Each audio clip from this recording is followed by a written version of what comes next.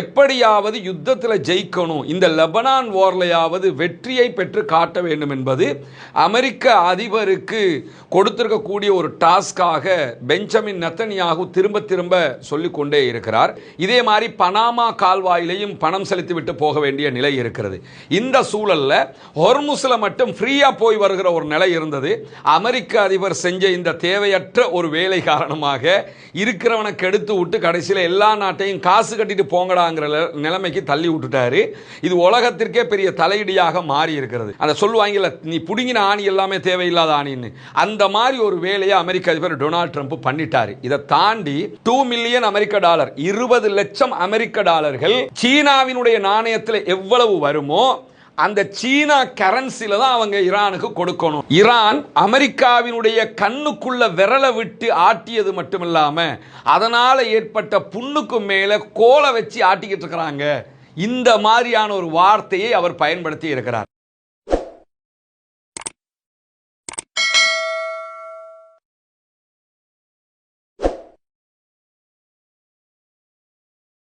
அன்பிற்கினிய சகோதர சகோதரிகளே, நம் அனைவர் மீதும் ஏக இறைவனுடைய அமைதியும் கருணையும் உண்டாகட்டுமாக என்கிற உயரிய பிரார்த்தனைகளோடு இன்றைய இந்த வீடியோவில் ஒரு முக்கியமான விவகாரத்தை பற்றிய சில தகவல்களை தெரிந்து கொள்ள இருக்கிறோம். அது என்னன்னா, நமக்கு தெரியும் தற்போது ஒரு 2 வார கால தற்காலிக யுத்த நிறுத்தம் மத்திய கிழக்கிலே ஏற்பட்டிருக்கிறது.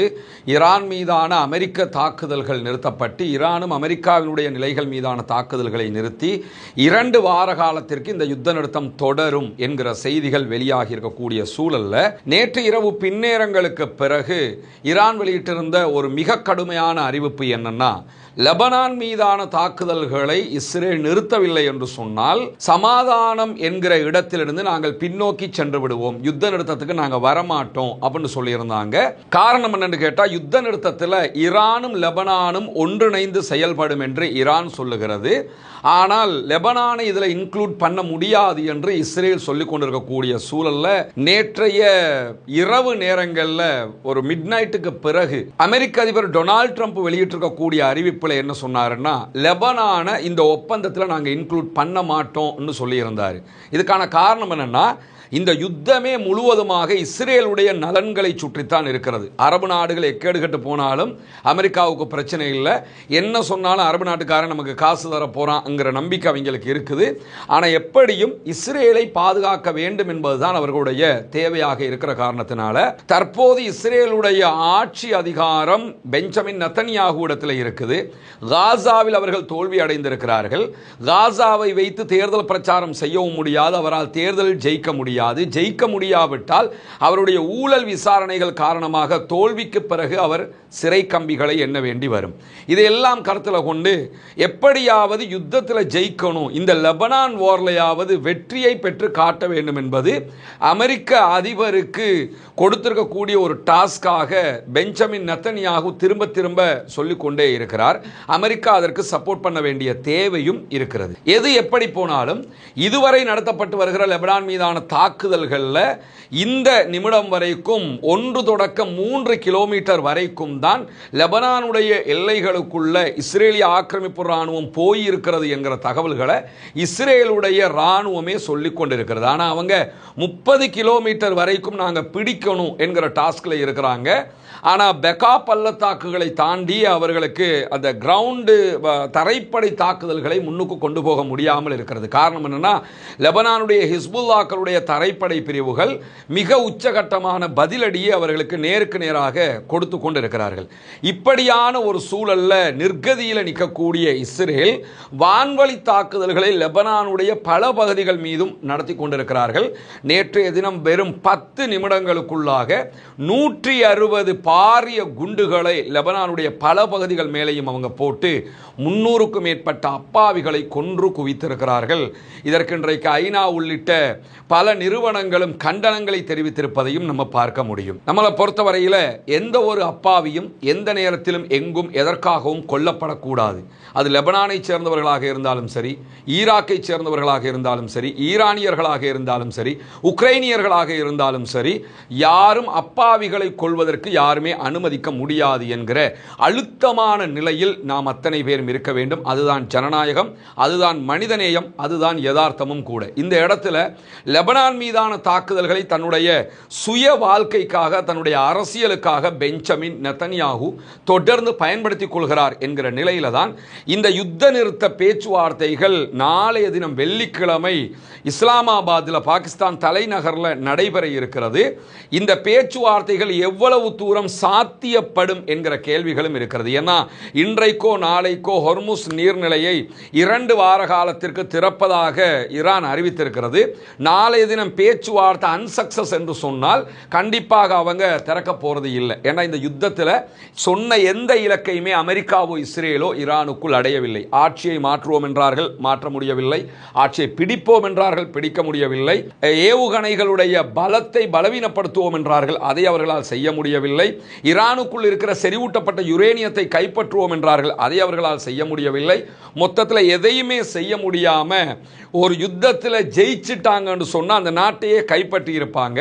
உலகத்தில் அமெரிக்கா செய்த யுத்தங்களில் வெற்றி பெற முடியாமல் ஒரு ஒப்பந்தத்தை செய்வதற்கு அமெரிக்காவை முன்மொழிந்த ஒரே யுத்தமாக இந்த யுத்தத்தை மட்டும்தான் நீங்கள் பார்க்க முடியும். ஈராக்கில் அவங்க ஜெயிச்சாங்க, ஈராக்கை முழுவதுமாக கைப்பற்றினாங்க. ஆப்கானில் ஜெயிச்சாங்க, ஆப்கானை முழுவதுமாக கைப்பற்றினாங்க. இப்படித்தான் எல்லா இடத்துலையும் அவங்க செஞ்சிருக்கிறாங்க. ஆனால் ஈரானில் மட்டும் அவங்களுக்கு உள்ள நுழைய முடியாமல் தற்போது வாங்க ஒரு பேச்சுவார்த்தையை நடத்துவோம்னு எந்த பாகிஸ்தானை ரொம்ப இகழ்வாக கேவலமாக டொனால்ட் ட்ரம்ப் பேசிக்கிட்டு இருந்தாரோ அந்த பாகிஸ்தானுடைய தலைமையில் தற்போது பேச்சுவார்த்தைகள் நாளை நடைபெற இருக்கிறது. பாகிஸ்தானால அவர் தூசுக்கும் கணக்கெடுக்க மாட்டார். ஏதோ இந்தியாவுக்கு எதிராக வச்சுக்கிறோம்ங்கிற மாதிரி தான் பாகிஸ்தானை வச்சுக்கிட்டு இருந்தாங்க. ஆனால் இன்னைக்கு பாகிஸ்தான் நடுநிலை வகித்து சமாதான பேச்சுவார்த்தை நடத்துகிற இடத்திற்கு வந்திருக்கிறது.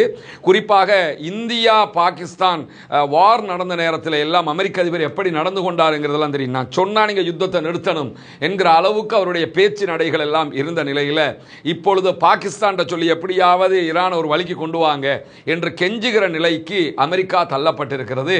ஆனால் அமெரிக்காவினுடைய வெளிவிவகார செயலாளர் ஸ்டீவ் விட்காஃப் போன்றவங்களுடைய பேச்சை கேட்டால் உலகமே நகைச்சுவையாக அதை பார்க்கும் என்பதில் எந்த மாற்றமும் இல்லை. என்னன்னா எங்களிடத்தில் ஈரான் கெஞ்சியது, ஈரான் கதறியது, ஈரான் காலில் விழுந்தது, அதனால தான் நாங்கள் இப்பொழுது ஒரு சமாதானத்துக்கு போயிருக்கிறோம் அப்படிங்கிறாங்க. கெஞ்சினவன் பேசுகிற பேச்சை தான் அவன் பேசிக்கிட்டு இருக்கிறானா, கதறியவன் பேசிய பேச்சை தான் அவன் பேசி பார்த்துக்கிட்டு இருக்கிறானாங்கிறத பார்க்கிற அத்தனை பேரும் புரிந்து கொள்ள முடியும். எக்காரணம் கொண்டும் லெபனான் மீதான தாக்குதல் நிறுத்தப்படவில்லை என்றால் ஹொர்முஸ் திறக்கப்படாது என்று சொல்கிறார்கள் என்றால் கெஞ்சுகிறவன் இப்படி சொல்ல முடியுமா என்பதையும் நாம் உணர்ந்து கொள்ள முடியும். எனவே இந்த யுத்தம் என்பது அமெரிக்க இஸ்ரேலிய ஆக்கிரமிப்பு இராணுவங்களுக்கு ஒரு பலத்த பின்னடைவையும் தோல்வியையும் கொடுத்திருக்கிறது. குறிப்பாக ஹொர்முஸை அவங்களால மீட்க முடியாமல் போனது என்பதே மிகப்பெரிய பின்னடைவு. இந்த சூழல்ல தான் இன்றைக்கு அல் ஜசீரா ஒரு முக்கியமான ஆர்டிக்கலை வெளியிட்டிருக்கிறாங்க.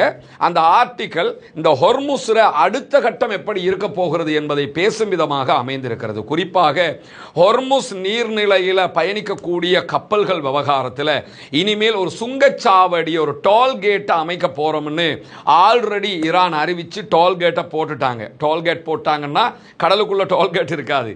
கடல்ல தாண்டி போகிற எல்லா கப்பல்களும் ஈரானுக்கு பணம் செலுத்தி விட்டு தான் போக வேண்டும். இது எப்படி இருக்குன்னு கேட்டா ஆல்ரெடி சுயேஸ் கால்வாய் இருக்கிறது. சுயேஸ் கால்வாயில கடந்து செல்லுகிற எந்த கப்பல்களாக இருந்தாலும் ஒரு குறிப்பிட்ட தொகையை ஈஜிப்டுக்கு கட்டிட்டு தான் போகணும். ஈஜிப்டினுடைய மொத்த வருமானத்தில் 30% இந்த டோல்கேட் வழியாகத்தான் அவர்களுக்கு கிடைக்கிறது. இதே மாதிரி பனாமா கால்வாயிலையும் பணம் செலுத்தி விட்டு போக வேண்டிய நிலை இருக்கிறது. இந்த சூழல்ல ஹொர்முஸ்ல மட்டும் ஃப்ரீயா போய் வருகிற ஒரு நிலை இருந்தது. அமெரிக்க அதிபர் செஞ்ச இந்த தேவையற்ற ஒரு வேலை காரணமாக இருக்கிறவனை கெடுத்து விட்டு கடைசியில் எல்லா நாட்டையும் காசு கட்டிட்டு போங்கடாங்கிற நிலைமைக்கு தள்ளி விட்டுட்டாரு. இது உலகத்திற்கே பெரிய தலையீடியாக மாறி இருக்கிறது. அல்லாண்டு சொல்லி அத்தனை பேரும் சர்வதேச கடல் பரப்புன்னு போய் வந்துகிட்டு இருந்தாங்க. இனிமேல் ஹொர்முஸ்ல அப்படி போய் வர முடியாது. ஹொர்முஸினுடைய முழு அதிகாரமும் ஈரானிடத்தில் இருக்கிறது.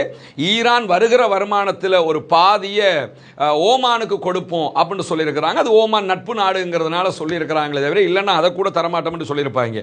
இந்த மாதிரி அரபு நாடுகளுக்கு மட்டுமில்லாமல் முழு உலகத்துக்குமே தேவையற்ற ஒரு சங்கடத்தை உண்டாக்கி இன்றைக்கு அதை சொல்லுவாங்கல்ல, நீ புடுங்கின ஆணி எல்லாமே தேவையில்லாத ஆணின்னு, அந்த மாதிரி ஒரு வேலையை அமெரிக்க அதிபர் டொனால்ட் ட்ரம்ப் பண்ணிட்டாரு. இதை தாண்டி இங்க இருக்கக்கூடிய ஒரு ட்விஸ்டே என்னன்னு கேட்டால், அல் ஜசீரா வெளியிட்டிருக்கக்கூடிய அந்த குறித்த ஆர்டிக்கல்ல இதுவரைக்கும் அமெரிக்காவினுடைய எல்லா யுத்தங்களுமே பெட்ரோ டாலருக்கானதாக இருக்கும். 1979களில் அமெரிக்கா சவுதி அரேபியாவோடு ஒரு ஒப்பந்தம் செய்து கொண்டது. அது என்ன ஒப்பந்தம் என்று சொன்னா, உங்க நாட்டில் நிறைய பெட்ரோலிய வளம் இருக்கிறது, இந்த பெட்ரோலிய வளத்தை எல்லாமே நாங்க எடுத்து சுத்திகரித்து உங்களுக்கு நாங்கள் வருமானம் ஈட்டி தருவோம், அதை நாங்கள் அதுக்குரிய எல்லா பிஸ்னஸையும் நாங்கள் பண்ணி தருவோம். அரம்கோ எல்லாம் அப்போ தான் அவங்க அதுக்குரிய ஃபார்மாலிட்டி எல்லாம் பண்ணுறாங்க. இப்படி எல்லாத்தையும் பண்ணி உங்கள் கையில் நாங்கள் தருவோம். நீங்கள் என்ன பண்ணணும்னா, இந்த பெட்ரோல் பிஸ்னஸை முழுவதுமாக டாலரில் தான் பண்ணணும், வேறு எந்த நாணயங்களையும் பண்ணக்கூடாது. உலகம் முழுவதும் நாம் பிஸ்னஸ் பேசும்போது டாலரில் தானே பேசுவோம். இலங்கைக்கு எவ்வளவு கடன் இருக்கிறது? 66 பில்லியன் அமெரிக்க டாலர்கள் கடன் இருக்கிறது அப்படின்னு சொல்லுவோம். இலங்கை எவ்வளவு கடன் பெற்று இருக்கிறது, இலங்கை எவ்வளவு பிஸ்னஸ் பண்ணுது, அங்கேருந்து இங்கே எடுக்கிறதுக்கு எவ்வளவு, இது எல்லாத்தையுமே யூஎஸ்டியில் தான் பேசுவோம், யூஎஸ் டாலரில் தான் பேசுவோம். இந்த யூஎஸ் டாலரை நீங்கள் எடுத்துக்கிட்டீங்கன்னா ஒவ்வொரு நாட்டிலையும் பணங்களுக்கு ஒரு மதிப்பு இருக்குதா இல்லையா? நம்ம நாட்டில் பணம் யூஎஸ் டாலரோட ஒப்பிடக்கில் எவ்வளவு அப்படின்னு தான் கணக்கு பார்ப்போம். நம்ம நாட்டுடைய யூஎஸ் டாலருடைய $1, அவர்களுடைய $1 வச்சுக்கிறோங்க, $1 நம்ம நாட்டுக்கு 300 ரூபாய்க்கு மேலே பெருமதி வருகிறது. ஆனால் அவங்களுக்கு தான் இந்த வருமானமே லாபமே தவிர நமக்கு நம்ம நாட்டுடைய கரன்சி குறைவாக இருக்கிறத நீங்கள் பார்க்க முடியும். ஏன்னா அவர்களுடைய கரன்சி அவங்க எவ்வளவு பிரிண்ட் பண்ணினாலும் அவங்களுக்கு பிரச்சனையே இல்லை. ஏன்னா எல்லாருமே அந்த கரன்சியில் தான் பிஸ்னஸ் 80% பிஸ்னஸை பண்ணுறாங்க உலகம் முழுவதும்.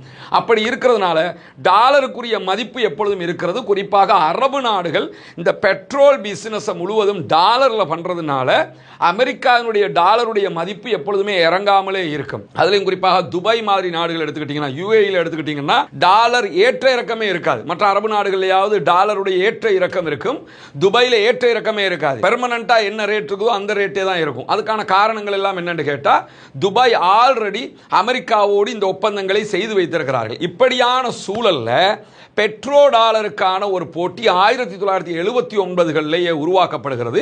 1979களில் இனிமே நீங்க பெட்ரோலை விற்கும் போது டாலர்ல தான் விற்கணும்னு சொல்லி 100 ஆண்டு கால ஒப்பந்தத்தை சவுதி அரேபியா போட்டுக்கிட்டாங்க. அந்த 100 ஆண்டு கால ஒப்பந்தம் தற்போது முடிவுக்கு வந்து விட்டது.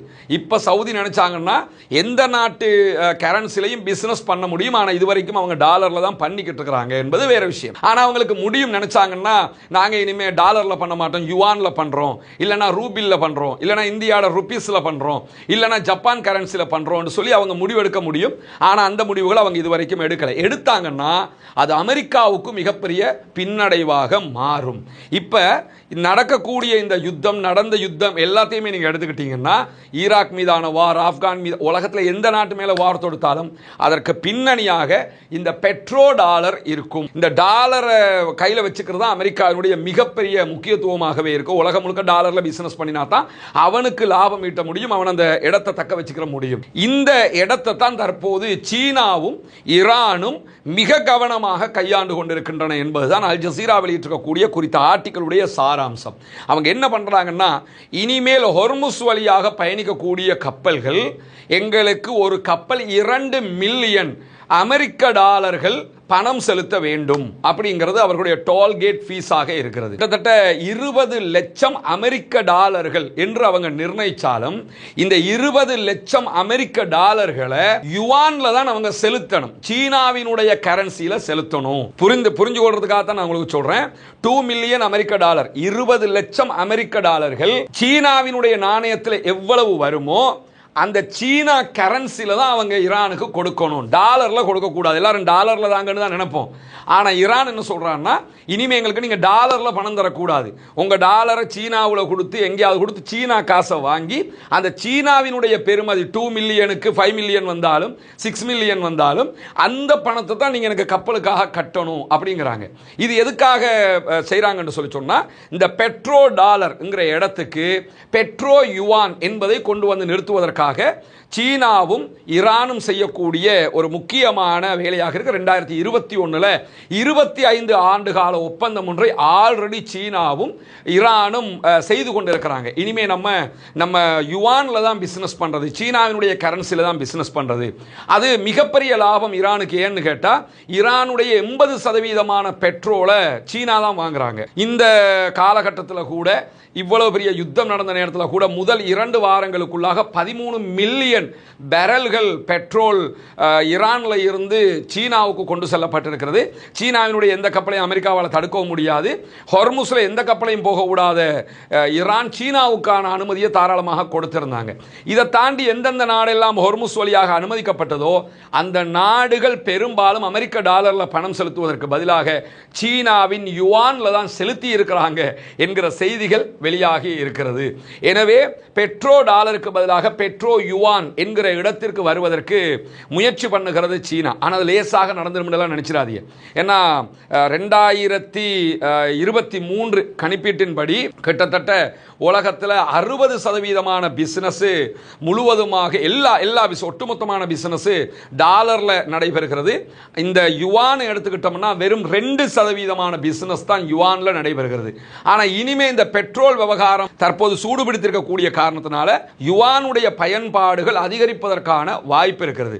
இதுல ஈரானுக்கு கிடைக்கக்கூடிய நன்மை என்னன்னா, ஈரான் பெட்ரோலை நேரடியாக சீனாவுக்கு விற்பனை செய்கிறது. 80% பெட்ரோலை சீனா தான் உலகத்திலே மிகப்பெரிய தயாரிப்பாளர்கள். சீனாவில் எது இல்லை அப்படின்னு நம்ம யோசிப்போம்ல. எந்த ஒரு தயாரிப்பாக இருந்தாலும் சீனால அது இருக்கும், காப்பியாவது கிடைக்கும். ஐபோன் அமெரிக்கால கம்பெனி, அமெரிக்கால இருக்கக்கூடிய வால் ஸ்ட்ரீட் கம்பெனியாக இருக்கும். ஆனால் அதனுடைய முழுமையான தயாரிப்பு சீனாவில் இருக்கும். எந்த ஒரு தயாரிப்பை நீங்க எடுத்துக்கிட்டாலும் சரி, கம்பெனி அமெரிக்கால இருக்கும். அதனுடைய மெட்டீரியல், ரா மெட்டீரியல் எல்லாமே எங்க இருந்து எடுப்பாங்கன்னு கேட்டா சீனாவில் இருந்து எடுப்பாங்க. ஏன்னா அவ்வளவு தயாரிப்புகளையும் சீனா தான் உலகத்துக்கு கொடுத்து கொண்டிருக்கிறதுனால நேரடியாக சீனாவில் இருந்து தேவையான எல்லா எக்யூப்மெண்ட்ஸையுமே வாங்கி கொள்றாங்க. ஈரான் ஆயுதத்தை வாங்குறாங்க, பொருட்களை வாங்குறாங்க, மெஷனரிஸை வாங்குறாங்க, விவசாயத்துக்கு தேவையானதை வாங்குறாங்க.